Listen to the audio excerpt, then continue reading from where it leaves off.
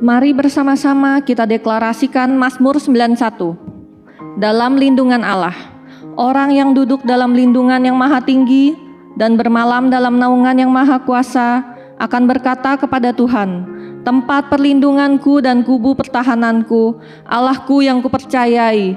Sungguh, dialah yang akan melepaskan engkau dari jerat penangkap burung, dari penyakit sampar yang busuk. Dengan kepaknya, ia akan menudungi engkau. Di bawah sayapnya, engkau akan berlindung. Kesetiaannya ialah perisai dan pagar tembok. Engkau tak usah takut terhadap kedahsyatan malam, terhadap panah yang terbang di waktu siang, terhadap penyakit sampar yang berjalan di dalam gelap, terhadap penyakit menular yang mengamuk di waktu petang. Walau 1.000 orang rebah di sisimu dan 10.000 di sebelah kananmu, tetapi itu tidak akan menimpamu. Engkau hanya akan menontonnya dengan matamu sendiri dan melihat pembalasan terhadap orang-orang fasik. Sebab Tuhan ialah tempat perlindunganmu, yang maha tinggi telah kau buat tempat perteduhanmu. Malapetaka tidak akan menimpa kamu, dan tulah tidak akan mendekat kepada kemahmu. Sebab malaikat-malaikatnya akan diperintahkannya kepadamu untuk menjaga engkau di segala jalanmu. Mereka akan menatang engkau di atas tangannya, supaya kakimu jangan terantuk kepada batu. Singa dan ular tedung akan kau langkahi, engkau akan menginjak anak singa dan ular naga. Sungguh, hatinya melekat kepadaku, maka aku akan meluputkannya. Aku akan membentenginya, sebab ia mengenal namaku. Bila ia berseru kepadaku, aku akan menjawab. Aku akan menyertai dia dalam kesesakan. Aku akan meluputkannya dan memuliakannya. Dengan panjang umur, akan kukenyangkan dia, dan akan kuperlihatkan kepadanya keselamatan daripadaku.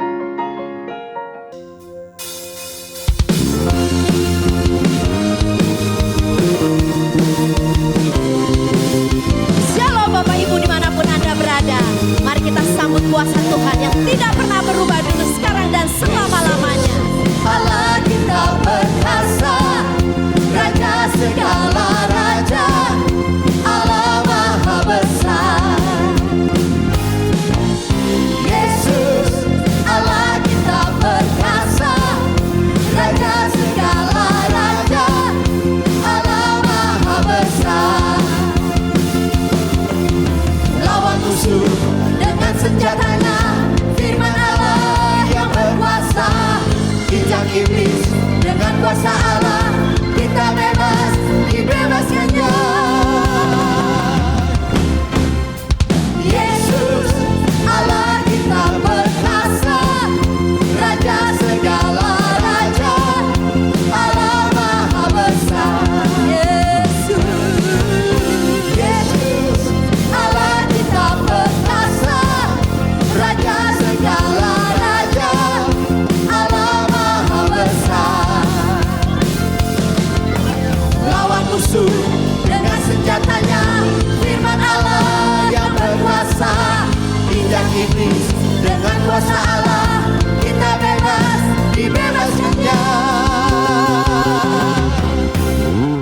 Yesus, Allah kita perkasa, Raja segala raja, Allah maha besar. Yesus, Allah kita perkasa, Raja segala raja, Allah maha besar. Allah maha besar. Allah maha besar. Haleluya. Mari kita semua memuji Tuhan. Tinggikan namanya yang dahsyat dan ajaib. Haleluya. Mari kita semua umat pilihan Allah, dengarlah panggilannya untuk menggenapi firman-Nya. Sekaranglah waktunya untuk berdiri bagi bangsa ini. Mari maju umat pemenang. Mari kita semua umat pilihan Allah, dengarlah panggilannya untuk menggenapi firman-Nya. Sekaranglah waktunya untuk berdiri bagi bangsa ini. Mari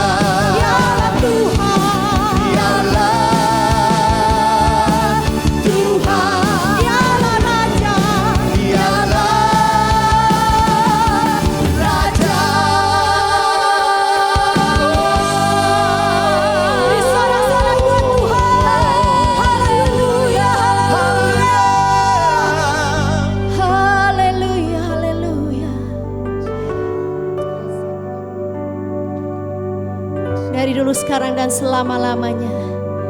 Kau adalah Allah, Raja yang layak disembah. Terima kasih Tuhan, terima kasih.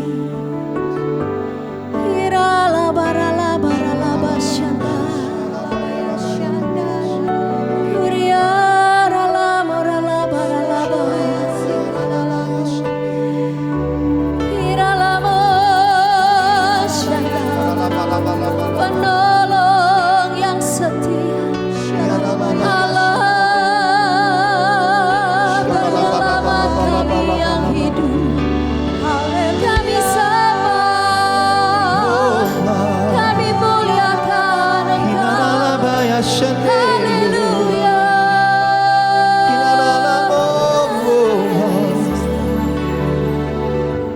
Savior of my soul,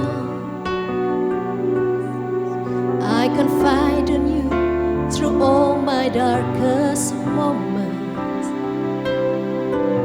In you I find my peace, my comfort when I'm weak. I trust in you through storm and raging sea. Faithful, you're my God. You're the glory and the lifter of my head. Your light, it fills my days. It leads me in your ways. Forever I surrender all to you. And I live to worship you. My Jesus, you're the only one for me. Nothing will ever take your place, my precious Savior. Who can stand between my Lord and me? Lord, I live to honor you, and I long to bring my life and offering. Take me higher, draw me deeper. I give all to be with you.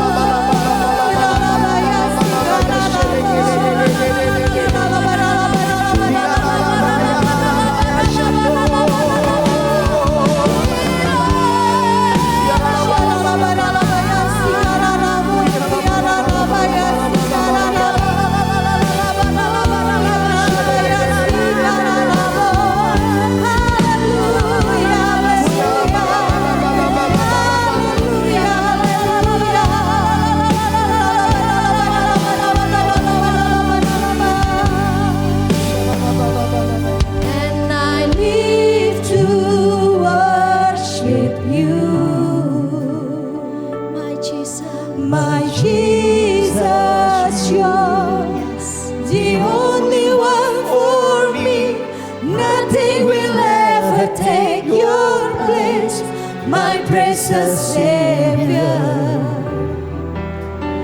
Who can stand between my Lord and me? Lord, I live to honor you,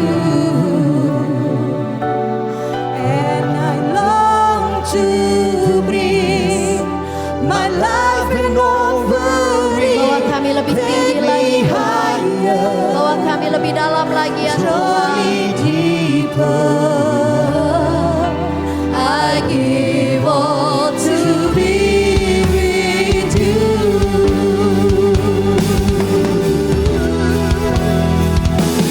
And I live to worship you, my Jesus, my Jesus. You are for me, nothing will ever take your place, my precious Savior. Who can stand between my Lord and me? Lord, I live to honor you,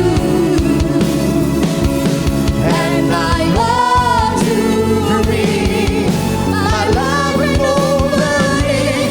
Take me higher, draw me deeper. I give all to be with you. Take me higher, draw me deeper. I give all to be with you. Take me higher, draw me deeper. I give all to be with you.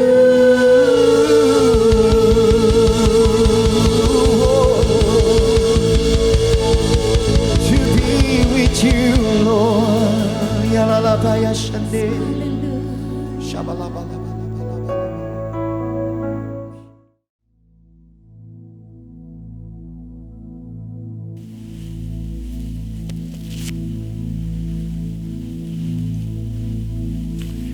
Shalom semuanya. Tahun 2021 adalah tahun integritas, the year of integrity. Menurut Westminster Dictionary of Theological Terms, integritas adalah istilah teologis untuk menunjukkan kemurnian dan kejujuran sebagaimana manusia diciptakan dalam rupa dan gambar Allah. Setelah manusia jatuh ke dalam dosa, maka gambar dan rupa Allah itu menjadi rusak. Pada saat kita menjadi orang percaya melalui proses pengudusan atau sanctification, gambar dan rupa Allah dikembalikan lagi, yaitu kita dijadikan serupa dengan gambar Yesus. Oleh karena itu, kita harus mau diproses oleh Allah. Panutan kita untuk menjadi orang yang berintegritas adalah Tuhan Yesus, sebab dialah the man of integrity. Dalam Matius 22 ayat 16 dituliskan bahwa sekalipun ahli Taurat dan orang Farisi berniat menjerat Tuhan Yesus, ternyata tanpa disadari mereka justru mengakui integritas Tuhan Yesus dengan berkata, "Guru, kami tahu Engkau adalah seorang yang jujur dan dengan jujur mengajar jalan Allah, dan Engkau tidak takut kepada siapapun juga, sebab Engkau tidak mencari muka." Kata seorang yang jujur dalam terjemahan New International Version menggunakan kata man of integrity atau orang yang berintegritas. Seorang yang jujur atau yang berintegritas itu artinya apa yang ada di dalam hatinya, di pikirannya, yang diucapkannya dan yang dilakukannya itu sama, selaras dengan pikiran Tuhan. Seorang yang berintegritas itu karena dia mengasihi dan takut akan Tuhan. Dan Tuhan memberikan berkat kepada orang yang berintegritas, seperti yang terdapat dalam Mazmur 25 ayat 12-14 yang berkata, "Siapakah orang yang takut akan Tuhan? Kepadanya Tuhan menunjukkan jalan yang harus dipilihnya. Orang itu sendiri akan menetap dalam kebahagiaan, dan anak cucunya akan mewarisi bumi. Tuhan bergaul karib dengan orang yang takut akan Dia, dan perjanjiannya diberitahukannya kepada mereka. Haleluya. Seorang yang berintegritas bukan seperti ahli-ahli Taurat dan orang Farisi. Dalam Matius 23 ayat 1 sampai dengan 36, Tuhan Yesus berkata bahwa ahli-ahli Taurat dan orang-orang Farisi telah menduduki kursi Musa. Sebab itu, turutilah dan lakukanlah segala sesuatu yang mereka ajarkan kepadamu. Tetapi janganlah kamu turuti perbuatan-perbuatan mereka, karena mereka mengajarkannya tetapi tidak melakukannya. Tuhan Yesus berkata bahwa ahli Taurat dan orang Farisi adalah orang yang munafik. Di sebelah luar mereka tampaknya benar di mata orang, tetapi di sebelah dalam mereka penuh kemunafikan dan kedurjanaan. Tuhan Yesus berkata kepada ahli Taurat dan orang Farisi, "Hai kamu ular-ular, hai kamu keturunan ular beludak, bagaimanakah mungkin kamu dapat meluputkan diri dari hukuman neraka?" Saya juga akan mengingatkan kepada kita semua, terutama kepada para pengkhotbah, para guru, juga para pengajar. Kalau saudara mengajarkan kebenaran firman Tuhan dan itu belum saudara lakukan, lebih baik dengan jujur diakui. Tahun 2021 menurut kalender Ibrani adalah tahun 5781 yang disebut juga sebagai tahun P Aleph, yang artinya 81. P atau angka 80 menggambarkan sebuah mulut. Tuhan Yesus mengingatkan kita dalam Matius 12 ayat 36 dan 37.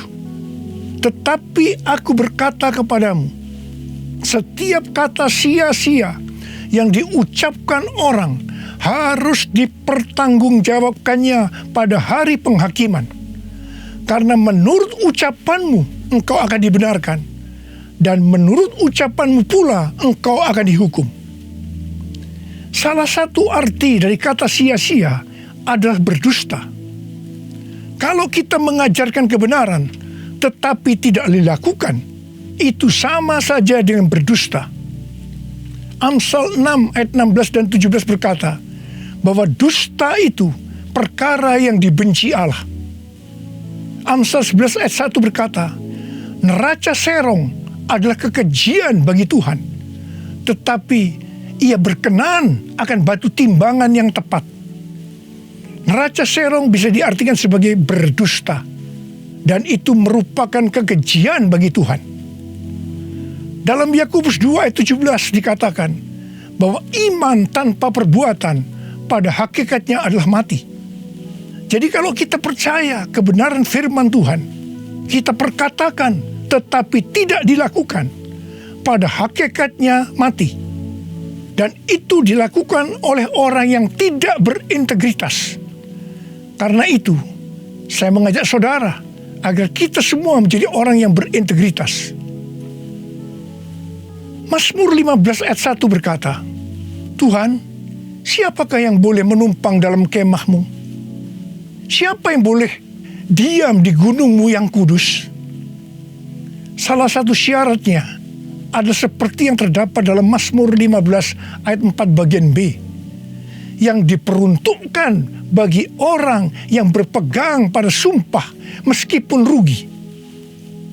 Seorang yang berintegritas akan tetap berpegang pada sumpah meskipun rugi. Seorang yang berintegritas biasanya oleh kebanyakan orang dunia dianggap sebagai orang yang bodoh, sok suci, sok jujur, sehingga mengalami banyak kerugian dalam tanda petik. Kebanyakan orang dunia meskipun sudah berjanji atau bersumpah, tetapi kalau mereka menderita kerugian, mereka akan berbalik dan dengan segala macam cara akan mencari jalan supaya tidak merugi. Jadi hati-hati, jangan sampai saudara terpancing atau tergoda melakukan hal-hal yang seperti itu. Seorang yang berintegritas akan melakukan seperti yang Daud lakukan dalam Mazmur 26 ayat 1 sampai dengan 3 yang berkata, "Berilah keadilan kepadaku ya Tuhan, sebab aku telah hidup dalam ketulusan kepada Tuhan. Aku percaya dengan tidak ragu-ragu. Ujilah aku ya Tuhan, dan cobalah aku.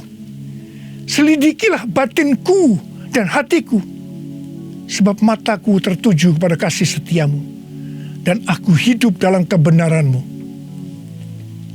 Daud bukan orang yang sempurna secara moral, tetapi Alkitab mencatat bahwa kehidupannya mencontohkan karakter yang dewasa, tulus dan jujur di hadapan Tuhan. Jadi Daud adalah orang yang berintegritas. Daud berani berkata kepada Tuhan, ujilah aku ya Tuhan, dan cobalah aku. Selidikilah batinku dan hatiku, sebab mataku tertuju pada kasih setiamu, dan aku hidup dalam kebenaranmu. Saya teringat di awal pelayanan saya, Tuhan memberikan kepada saya sebuah lagu tentang ujilah aku. Ujilah aku Tuhan, cobalah aku Tuhan, selidiki batinku dan hatiku, mataku tertuju padamu.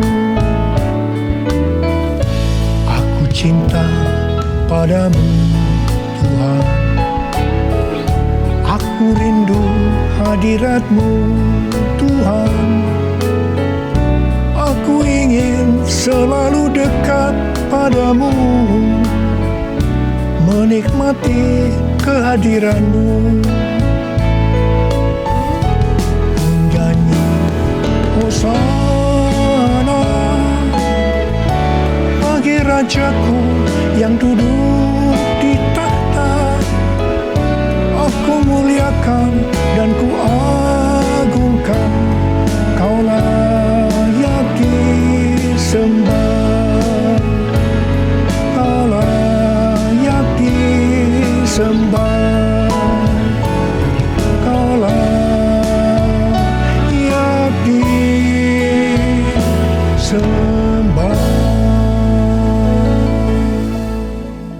Waktu saya mulai menyanyikan lagu ini dan CD-nya mulai beredar, saya menuai banyak kritik dari hamba-hamba Tuhan yang menjadi senior saya. Mereka berkata, kok berani-beraninya Niko menyanyi lagu seperti ini? Saya berkata, bukankah ini ada di Alkitab yang dinyanyikan oleh Daud? Tetapi mereka tetap tidak bisa menerimanya. Terus terang saya kaget. Saya tidak pernah berpikir bahwa beliau-beliau itu mempunyai pikiran yang seperti itu. Saya menyanyikan lagu ini dengan satu pengertian, bahwa saya siap diuji oleh Tuhan. Dan itu saya lakukan sejak awal pelayanan saya. Mungkin ada di antara saudara yang tidak berani menyanyikan lagu ini. Saya pernah mendengar orang yang berkata, itu kan Pak Niko yang berani. Kalau saya sih belum berani. Saya hanya akan mengingatkan kepada saudara bahwa Tuhan Yesus menghendaki agar kita hidup sebagai seorang yang berintegritas. Seorang yang hidupnya jujur dan tulus di hadapan Tuhan. Mari, saya mau ajak saudara untuk menyanyikan lagu ini bersama saya.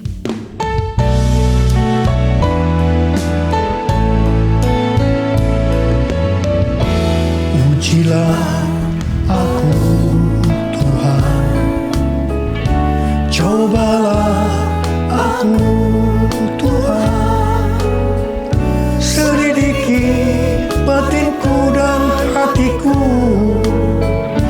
mataku tertuju padamu. Aku cinta padamu Tuhan, aku rindu hadirat-Mu Tuhan, aku ingin selalu dekat padamu, menikmati kehadiran-Mu. Menyanyi Hosana bagi Rajaku yang duduk di tahta. Aku muliakan dan ku agungkan, Kau layak disembah,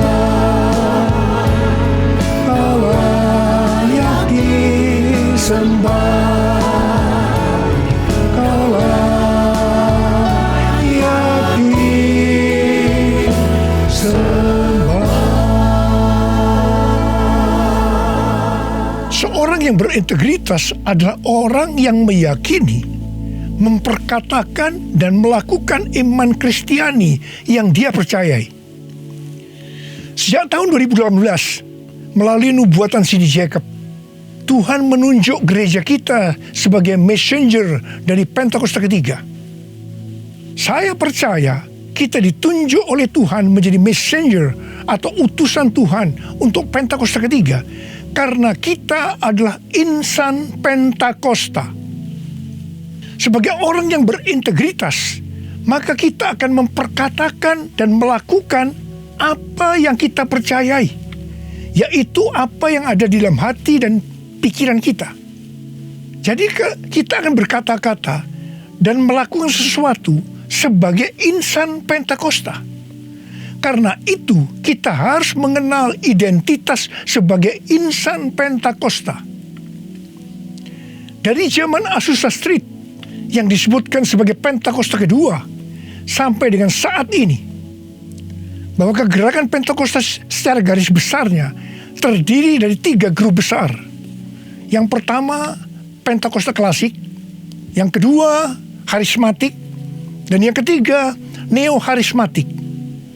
Jumlah total dari 3 grup ini menurut survei di tahun 2019 ada 698 juta orang, yang berarti sekitar 27% dari total kekristenan. Sinode Gereja Bethel Indonesia atau GBI, di mana gereja kita termasuk di dalamnya, adalah grup Pentakosta klasik seperti yang terlihat dalam pengakuan iman GBI. Ciri khas dari Pentakosta klasik adalah doktrin baptisan Roh Kudus dengan 5 pilar teologi Pentakosta, yaitu yang pertama keselamatan, yang kedua kekudusan, yang ketiga baptisan Roh Kudus, yang keempat kesembuhan ilahi, dan yang kelima kedatangan Tuhan Yesus untuk kali yang kedua dengan segera. Sejak sebelum dunia ini dijadikan, Allah berinisiatif menyediakan keselamatan bagi semua orang. Allah memanggil kita kepada keselamatan melalui Injil, dan kita menerima kasih karunia-Nya secara gratis melalui respon iman kita. Keselamatan yang diberikan kepada kita bukan karena usaha kita, tetapi karena pemberian Allah. Karena itu jangan ada yang memegahkan diri. Pada waktu kita percaya kepada Tuhan Yesus sebagai Tuhan dan Juru Selamat kita bertobat dan kita mengalami kelahiran baru. Kelahiran baru adalah awal perjalanan rohani kita di dalam Kristus. Ini yang disebutkan sebagai proses pembenaran atau justification. Selanjutnya kita masuk dalam proses kedua, yaitu pengudusan atau sanctification. Dalam proses ini, kita dikuduskan terus-menerus oleh Roh Kudus dan firman Allah, disertai proses-proses yang menyakitkan bagi kedagingan kita. Dan goal daripada proses pengudusan ini untuk menjadikan kita menjadi serupa dengan gambar Yesus. Tuhan Yesus begitu baik kepada kita sebagai anak-anak-Nya, supaya kita lulus dalam proses pengudusan atau sanctification ini. Maka Tuhan Yesus membaptis kita dengan Roh Kudus, dengan tanda awal berbahasa roh.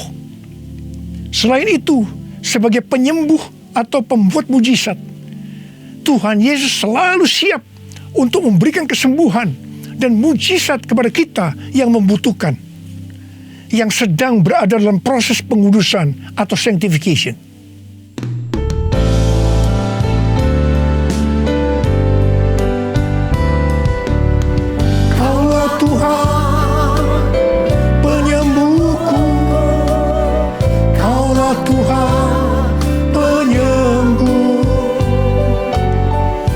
Berfirman dan sembuhkanku. Kaulah Tuhan penyembuh. Kaulah Tuhan penyembuhku. Kaulah Tuhan penyembuh. sembuhkanku. Kaulah Tuhan penyembuh. Proses terakhir dari proses keselamatan ini adalah proses glorification atau proses pemuliaan, di mana orang-orang yang menjadi serupa dengan gambar Yesus yang akan ikut dalam pengangkatan pada waktu Tuhan Yesus datang yang kedua kalinya di awan-awan. Kita percaya kedatangan Tuhan Yesus secara tiba-tiba dan dengan segera. Kita diingatkan melalui Filipi 2 ayat 12 dan 13 yang pada prinsipnya berkata, kerjakanlah keselamatanmu dengan takut dan gentar, karena Allah lah yang mengerjakan di dalam kamu baik kemauan maupun pekerjaan menurut kerelaannya. Baptisan Roh Kudus adalah bagian yang paling penting dari 5 pilar teologi Pentakosta, yang sekaligus menjadi bagian sentral dari seluruh pengajaran insan Pentakosta. Kita percaya bahwa setiap orang percaya yang telah disucikan hatinya dapat mengalami baptisan Roh Kudus dengan tanda awal berbahasa roh. Tujuan dari baptisan Roh Kudus ini adalah agar pengurapan di dalam pelayanan lebih maksimal. Karena baptisan Roh Kudus ini memiliki 2 fungsi, yaitu supaya kita lebih intim dengan Tuhan Yesus dan akan memberikan kuasa untuk menyelesaikan amanat agung. Dalam Matius 12 ayat 31 dan 32, Tuhan Yesus berkata, sebab itu aku berkata kepadamu, segala dosa dan hujat manusia akan diampuni, tetapi hujat terhadap Roh Kudus tidak akan diampuni. Apabila seorang mengucapkan sesuatu menentang anak manusia, ia akan diampuni. Tetapi jika ia menentang Roh Kudus, ia tidak akan diampuni. Di dunia ini tidak, dan di dunia yang akan datang pun tidak. Menentang dan menghujat Roh Kudus di sini juga bisa berarti menentang dan menghujat bahasa roh. Jadi kalau ada yang tidak percaya dengan bahasa roh, jangan menghujat, jangan menentang. Lebih baik banyak berdoa. Sekarang ada orang yang membuat bahasa roh sebagai bahan lelucon supaya orang tertawa. Saya hanya akan mengingatkan kepada saudara yang melakukan seperti ini, supaya saudara bertobat dan minta ampun kepada Tuhan. Roh Kudus yang dicurahkan di kamar loteng Yerusalem 2000 tahun yang lalu, itu adalah untuk memberikan kuasa untuk melakukan amanat agung. Ini disebutkan sebagai Pentakosta pertama. Pentakosta pertama ini dahsyat, sebab dalam kurun waktu 100 tahun, 70% dari dunia yang dikenal waktu itu, yaitu yang berada di bawah kekaisaran Romawi, menjadi Kristen. Pertanyaannya, apakah amanat agung sudah selesai? Jawabannya, belum. Karena itu pada tahun 1906, kembali Roh Kudus dicurahkan di Azusa Street yang disebutkan sebagai Pentakosta kedua. Pentakosta kedua ini dahsyat, sebab menurut Gordon Conwell Theological Seminary, bahwa 77,9%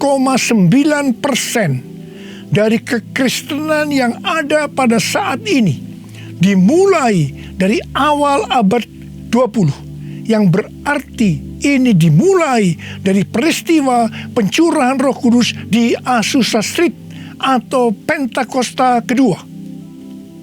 Pertanyaannya, apakah amanat agung sudah selesai? Jawabannya, belum. Karena itu, hari-hari ini Roh Kudus yang jauh lebih dahsyat dibanding dengan Azusa Street sudah dicurahkan. Dan ini yang disebut dengan Pentakosta ketiga. Dan saya percaya dengan Pentakosta ketiga ini, amanat agung akan selesai dan Tuhan Yesus akan datang kembali. Mari, saudara yang rindu dipakai oleh Tuhan untuk menyelesaikan amanat agung, kita sama-sama berkata kepada Tuhan, Curahkan Roh Kudus-Mu ya Tuhan, api Pentakosta ketiga, supaya kami menyelesaikan amanat agung Tuhan Yesus. Maranatha, datanglah segera ya Tuhan. Mari, saudara yang rindu dipakai oleh Tuhan untuk menyelesaikan amanat agung, kita sama-sama berkata kepada Tuhan, curahkan Roh Kudus-Mu ya Tuhan, api Pentakosta ketiga, supaya kami menyelesaikan amanat agung Tuhan Yesus. Maranatha, datanglah segera ya Tuhan Yesus. Curahkanlah kuasa-Mu Tuhan, mujizat terjadi di tempat ini. Curahkanlah kuasa-Mu Tuhan, mujizat terjadi sekarang ini. Biarlah ini menjadi doa kita, saudara. Kita nyanyikan sama-sama. Curahkanlah kuasa-Mu Tuhan, mujizat terjadi di tempat ini. Curahkanlah kuasa-Mu Tuhan, mujizat terjadi sekarang ini.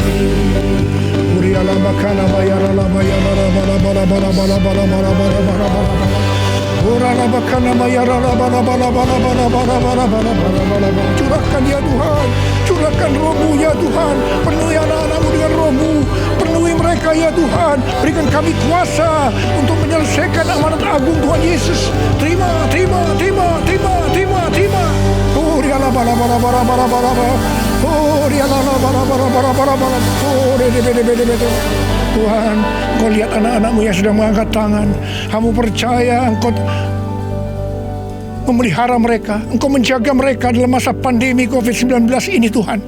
Bapa, hamba berdoa buat mereka, tidak ada seorang pun yang sakit. Hamba berdoa tidak ada yang berkekurangan, semua dicukupkan, malah berkelimpahan dalam hal yang baik.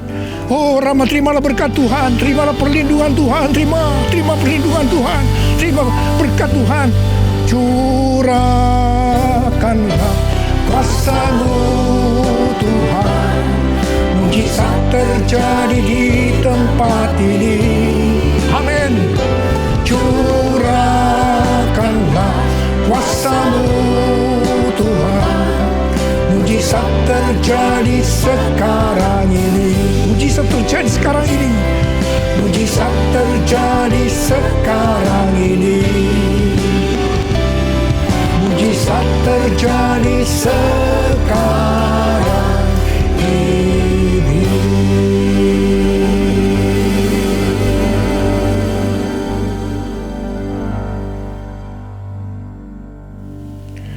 Mari saudara-saudara, kita akan masuk dalam perjamuan kudus. Kita akan mengingat ayat ini. Setiap kali kamu makan roti ini dan minum cawan ini, kamu memberitakan kematian Tuhan sampai Ia datang. Perjamuan kudus ini adalah perjamuan Tuhan Yesus sendiri. Setiap kali kita masuk dalam perjamuan kudus, Tuhan Yesus selalu berkata, biarlah ini menjadi peringatan akan daku. Karena itu mari, arahkan hati kita kepada kebaikan Tuhan. Kita akan mengingat kebaikan Tuhan. Mari kita tundukkan kepala. Bapa, siapakah kami ini sebelum kami mengenal Engkau? Kami semua orang berdosa. Upah dosa adalah maut, mati. Tapi Engkau tidak berdosa, telah dijadikan dosa oleh karena kami. Engkau harus turun dari surga mulia, menjelma menjadi manusia, untuk mati menggantikan kita semua. Dengan penderitaan yang luar biasa. Betapa baiknya Engkau Tuhan, betapa baiknya Engkau Tuhan. Engkau jadikan kami sebagai anak-anak-Mu. Engkau tuntun, Engkau berkati, Engkau sembuhkan kami. Engkau tegur juga kalau kami salah. Itu Engkau ya Abah, itu Engkau ya Abah. Saudara, Tuhan akan memberkati saudara melalui perjamuan kudus ini. Tapi Tuhan berkata kepada kita, agar kita makan dan minum dengan cara yang benar. Oleh karena itu masing-masing berdoa. Introspeksi, lihat keadaan diri masing-masing. Jangan menyimpan dosa. Kalau ada dosa yang Tuhan ingatkan saat ini, langsung minta ampun. Katakan, ampuni saya Tuhan, ampuni saya, akui di hadapan Tuhan. Jangan sembunyikan dosa itu, supaya Engkau diberkati Tuhan. Kau melihat anak-anakmu sedang berdoa minta ampun Tuhan. Ampuni anak-anakmu, ampuni kami semua ya Tuhan, ampuni. Sekarang ya Tuhan, kami akan masuk dalam perjamuan kudus ini dengan hati yang penuh ucapan syukur. Dalam nama Yesus kami berdoa. Amin. Sekarang saudara, mari kita angkat roti di tangan kanan saudara tinggi-tinggi. Sebab apa yang telah kuteruskan kepadamu telah aku terima dari Tuhan. Yaitu bahwa Tuhan Yesus pada malam waktu ia diserahkan mengambil roti. Dan sesudah itu ia mengucap syukur atasnya. Ia memecah-mecahkannya dan berkata, inilah tubuhku yang diserahkan bagi kamu. Perbuatlah ini menjadi peringatan akan aku. Sudah dikasih Tuhan, bukankah roti yang kita pecah-pecahkan ini adalah persekutuan kita dengan tubuh Kristus? Mari kita makan dalam nama Yesus.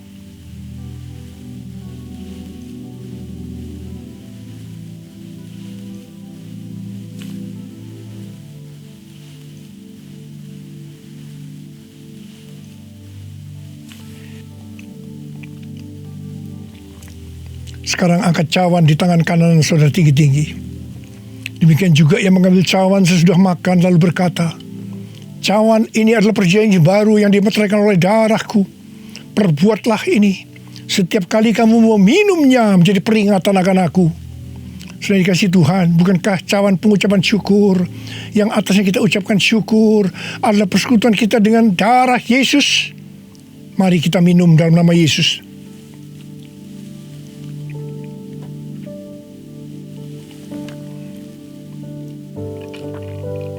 Sekarang ucapkan syukur dan terima kasih dengan suara. Jangan diam. Oh ya Tuhan, terima kasih. Terima kasih. Terima kasih ya Tuhan. Terima kasih. Oh rana bayara rana shandara kana bayara rana bayara. Oh terima kasih. Terima kasih Tuhan, terima kasih ya Tuhan, terima kasih. Oh terima kasih ya Tuhan. Terima kasih Yesusku, terima kasih Yesusku. Puji syukur hanya bagi Tuhanku. Terima kasih Yesusku, terima kasih Yesusku. Puji syukur hanya bagi Tuhanku. Terima kasih. Terima kasih Yesusku. Terima kasih Yesusku. Puji syukur hanya bagi Tuhanku. Terima kasih Yesusku. Terima kasih Yesusku. Puji syukur hanya bagi Tuhanku. Puji syukur hanya bagi Tuhanku. Puji syukur hanya bagi Tuhanku.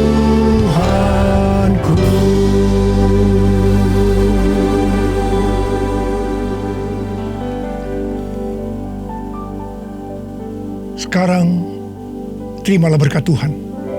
Kasih karunia yang berlimpah-limpah daripada Allah Bapa dalam Anak yang tunggal Yesus Kristus. Persekutuan yang manis dengan Roh Kudus menyertai saudara sekalian mulai hari ini sampai Tuhan Yesus datang menjemput kita di awan-awan dan bahkan sampai selama-lamanya. Yang percaya bersama-sama katakan amin.